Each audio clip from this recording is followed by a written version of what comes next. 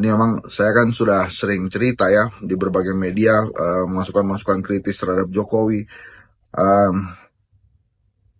Saya sedih sih, masukan-masukan kritis itu akhirnya menjadi kenyataan ya.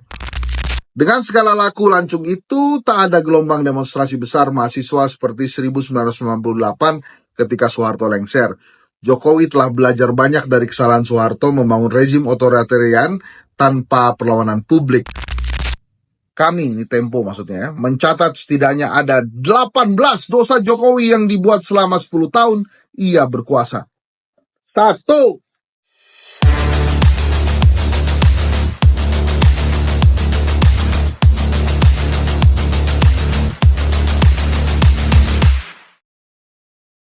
Oke, teman-teman semua, sekarang kita, saya nih, udah lama ya saya nggak baca-baca Tempo nih. Nah ini ada edisi khusus 10 tahun Jokowi, Nawadosa Jokowi. Selama 2 periode memimpin Indonesia, Jokowi meruntuhkan demokrasi dan harapan-harapan reformasi. Nawacita menjadi bencana yang berlipat ganda. Halaman 34. Tapi sebelum saya buka nih ya, teman-teman ya. Tempo ini, sekarang coba tulisannya. Nih, enak dibaca.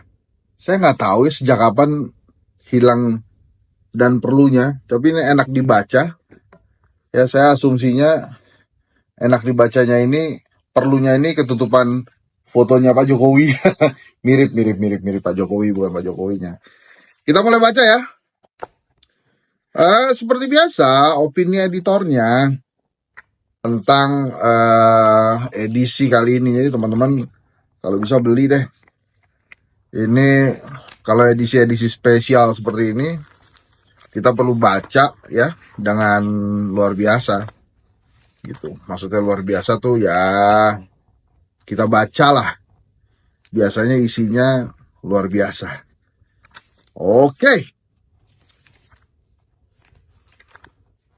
Wah. Opini. Judulnya Hancurnya Tesis Orang Baik. Wah, kita baca ya. Hancurnya Tesis Orang Baik. 10 tahun lalu, 22 Juli 2014, Komisi Pemilihan Umum menetapkan pasangan Joko Widodo dan Yusuf Kala sebagai pemenang pemilihan presiden dengan perolehan 53,15% suara. Ini supaya pas, ini adalah edisi 29 Juli sampai 4 Agustus 2024. Ini kalau ada teman-teman Tempo nanti yang keberatan saya bacain, kabarin aja, nanti kita take down. Tapi mudah-mudahan sih enggak, ini tujuannya supaya banyak orang bisa menikmati Tempo.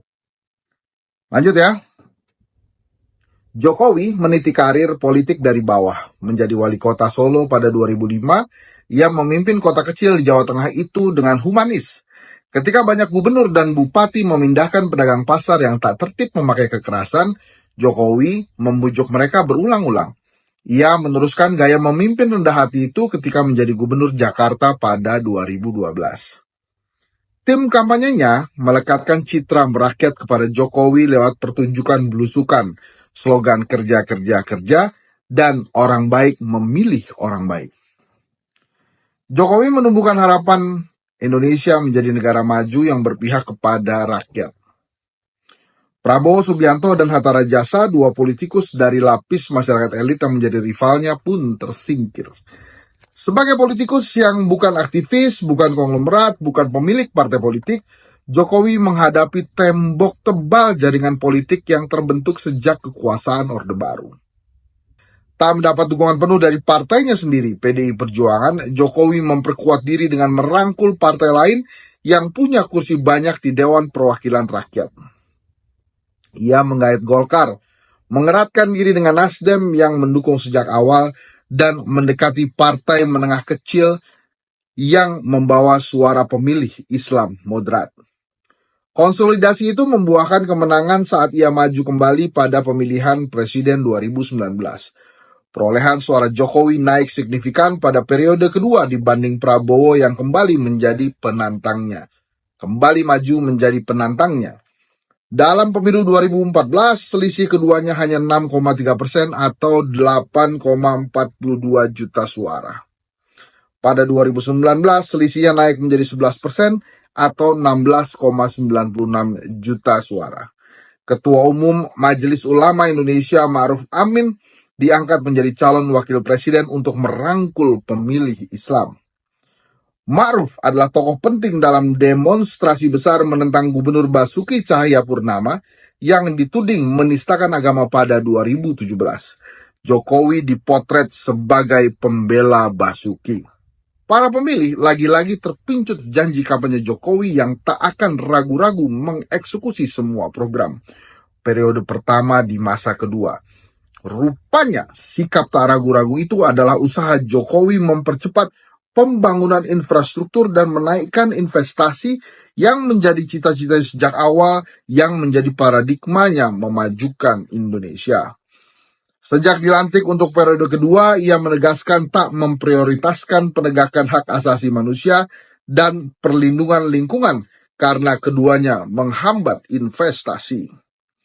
Hambatan lain adalah independensi Komisi Pemberantasan Korupsi. Jokowi menyebut KPK membuat pembangunan mandek. Dengan konsolidasi partai yang terbentuk di periode pertama, ia mengebiri lembaga anti korupsi melalui revisi Undang-Undang KPK pada akhir 2019. KPK pun bukan lagi lembaga independen, melainkan bagian dari rumpun eksekutif dengan presiden sebagai penentu dan pengendali. Sukses melumpuhkan KPK, Jokowi menyisir regulasi yang dianggap menghambat masuknya modal asing ke Indonesia. Ada 75 undang-undang yang ia sinkronkan, ia ubah, ia hapus pasal-pasal yang menakutkan pemodal yang dibukukan dalam Omnibus Law, Undang-Undang Cipta Kerja. Omnibus Law yang tak dikenal di negara penganut civil law seperti Indonesia itu dipercaya dapat memanjakan investor, tapi tak berpihak pada buruh dan mengancam lingkungan.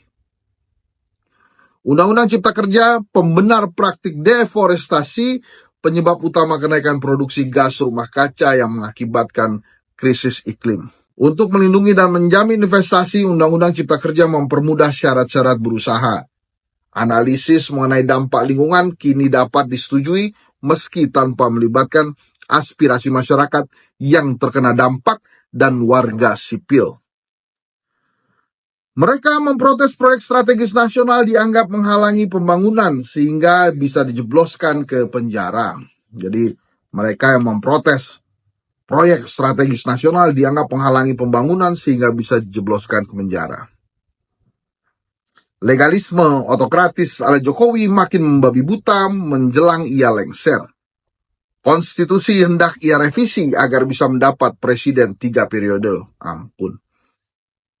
Percobaan ini gagal karena mendapat protes masyarakat dan mandeknya dukungan partai.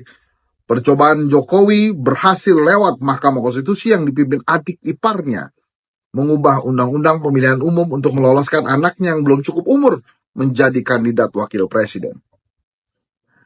Ini memang saya kan sudah sering cerita ya di berbagai media, masukan-masukan kritis terhadap Jokowi. Saya sedih sih. Masukan-masukan kritis itu akhirnya menjadi kenyataan ya. Ya dengan ini gitu ya, Omnibus Law, KPK, kemudian yang terakhir yang ditulis Tempo ini, Mahkamah Konstitusi yang dipimpin adik iparnya mengubah Undang-Undang Pemilihan Umum untuk meloloskan anaknya yang belum cukup umur menjadi kandidat wakil presiden. Saya teruskan ya. Dengan desain seperti itu, ekonomi Indonesia tak seperti yang diharapkan. Rata-rata pertumbuhan ekonomi per tahun dalam 1 dekade terakhir hanya 4,73%, jauh di bawah era Presiden Susilo Bambang Yudhoyono yang sebesar 6,22%. Beban Indonesia makin berat karena badan usaha milik negara kolaps akibat terjerat hutang, menjalankan penugasan Jokowi membangun infrastruktur.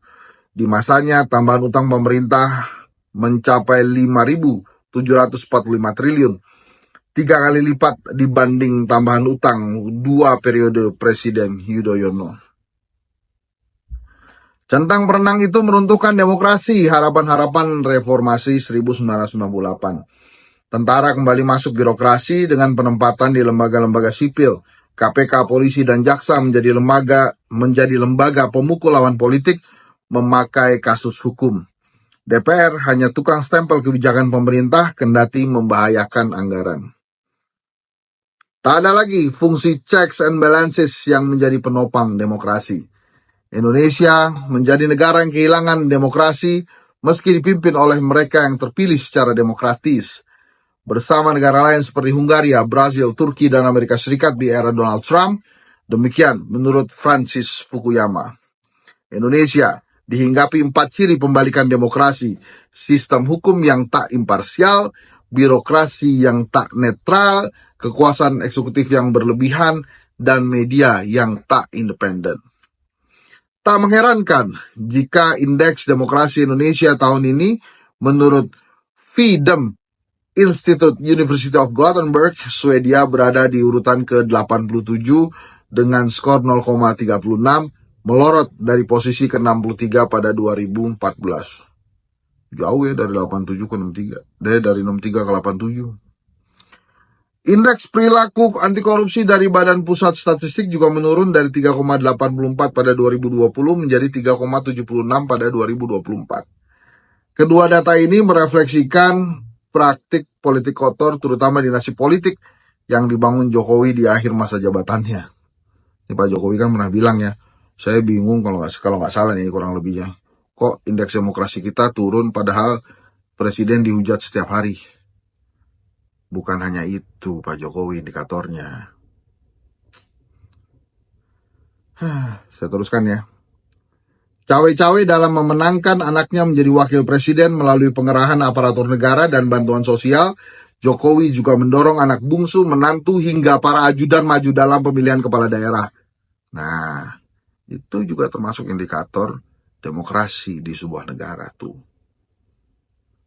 Gagal memperpanjang masa jabatan presiden, ia wujudkan keinginannya dengan mencengkram kekuasaan lewat tangan keluarga dan orang-orang dekat.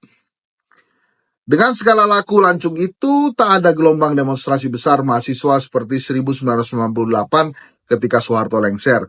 Jokowi telah belajar banyak dari kesalahan Soeharto membangun rezim otoritarian tanpa perlawanan publik. Selain mematikan DPR dan media massa, Jokowi melumpuhkan simpul-simpul intelektual dengan menggait kelompok masyarakat sipil ke dalam kekuasaannya dan pemakaian hak pemerintah memilih rektor perguruan tinggi. Disrupsi internet membuat protes dan kemarahan publik teredam oleh pengerahan pendengung, ini influencer maksudnya, dan para ahli pesanan dalam pertarungan wacana di media sosial. Dengan gimmick sifat kerakyatan dan tak frontal menghadapi kritik, Jokowi membentuk polarisasi yang membingungkan menghadapi watak otoritarianisme yang ia bangun. Di tangan Jokowi, watak otoritarian itu tak secara provokatif terlihat. Ia mengelabui siapa saja yang berharap Indonesia lepas dari kekuatan elitis presiden sebelumnya. 2 periode berkuasa, Jokowi menghancurkan tesis orang baik yang pernah jadi harapan besar kebanyakan orang Indonesia. Ya, gitu deh. Nah ini setelah itu halaman selanjutnya tentang 10 tahun dosa Jokowi ya. 1 dasawarsa memutar balik demokrasi katanya.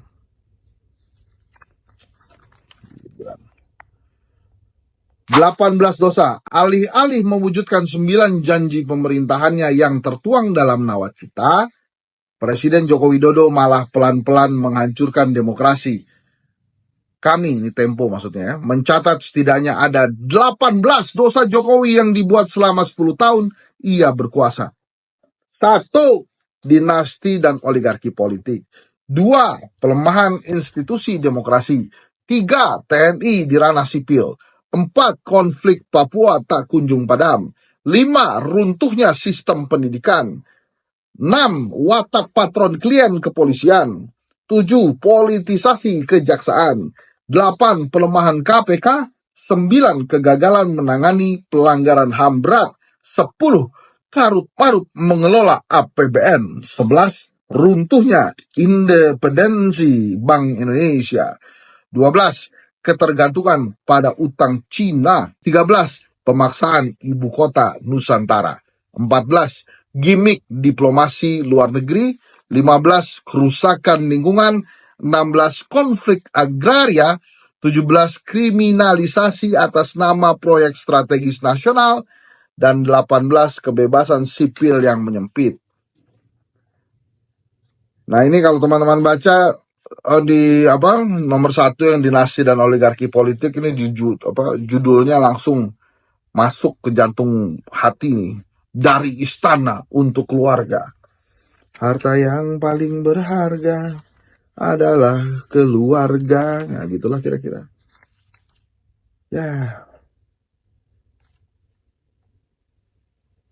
Manuver menjaga tahta dinasti keluarga Jokowi. Waduh, keponakan. Waduh, anak Solo, menantu, anak bungsu. Wah, sepupu. Luar biasa, ada Kanjeng Pangeran Adipati Arya Mangkunegara, kolega Gibran, wah, calon wali kota Solo. Ya, itulah ya, teman-teman. Saya sih sedih lah ya. Ya, mudah-mudahan nanti masa-masa Pak Jokowi ya bisa masa-masa Pak Jokowi. Usai masa Pak Jokowi, Pak Prabowo bisa mengembalikan Indonesia ke ranah yang lebih baik, dan saya doakan Pak Prabowo berhasil mewujudkan cita-cita menjadikan Indonesia macan Asia. Saya Henry Satrio, baca-baca Tempo. Terima kasih. Assalamualaikum warahmatullahi wabarakatuh.